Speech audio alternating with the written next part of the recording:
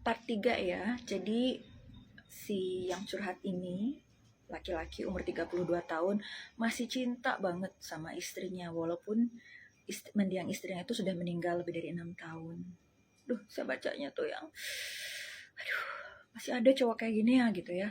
Dan waktu dia mau nikah sama istrinya yang baru, karena ngelihat bahwa anak-anaknya butuh sosok ibu, dan karena si perempuan ini berhasil ngedeketin anak-anaknya, dia bilang kan sama si perempuan ini bahwa saya masih cinta sama istri pertama saya dan cinta saya tidak akan pernah berubah. Terus si istri keduanya ini bilang, iya saya ngerti. Tapi ternyata apakah benar-benar dia mengerti? Mari kita lihat. Nah, masalah berawal waktu saya mendapati istri kedua saya membongkar lemari yang berisi sebagian besar barang-barang mendiang istri saya. Saya lihat perhiasan istri saya juga sudah dipakainya. Pun pakaian, tas, dan sepatu mendiang juga diambil. Bajunya sampai sobek.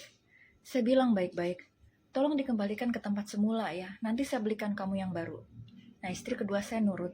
Dikembalikan, dan kami pergi beli barang-barang untuk istri saya yang sekarang. Saat itu dia begitu kalap mata, tapi saya tidak begitu mempermasalahkan. Toh yang saya belanjain ini kan istri saya ya, bukan orang lain. Tapi tidak lama setelah itu, saya cek lemari mendiang istri, kok dibongkar lagi, barang-barangnya kembali diambil. Saya tanyakan ya sama istri kedua saya, kenapa? Terus dia bilang dia lebih suka yang punya mendiang istri. Tapi saya nggak rela dan saya beritahu dia tolong kembalikan. Dia marah, dia membanting kotak perhiasan mendiang istri. Wah, saya benar-benar naik pitam. Tapi saya masih tahan.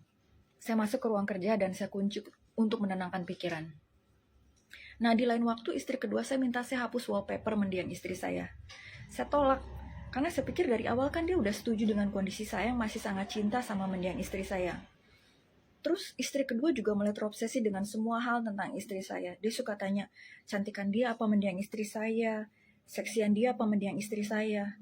Saya pikir itu pertanyaan nonsens ya, dan saya tidak mau jawab. Karena kalau saya jawab jujur pun pasti akan menyakiti hati istri kedua saya. Dia juga suka tanya, mendiang istri saya tuh dulu perawatan di mana? Biar dia bisa lebih cantik dan biar saya lebih cinta. Saya bilang di mana ya, karena saya dulu sering menemani mendiang istri saya. Akhirnya istri kedua saya juga pergi ke tempat yang sama. Kadang-kadang sekali pergi dia bisa habiskan belasan juta sampai puluhan juta. Tapi saya nggak mempermasalahkan uang selama itu tidak mengganggu tabungan masa depan anak. Tapi kemudian sesuatu terjadi dan tabungan masa depan anak diambil oleh dia. Lanjut ke part 3. Lanjut ke part 4.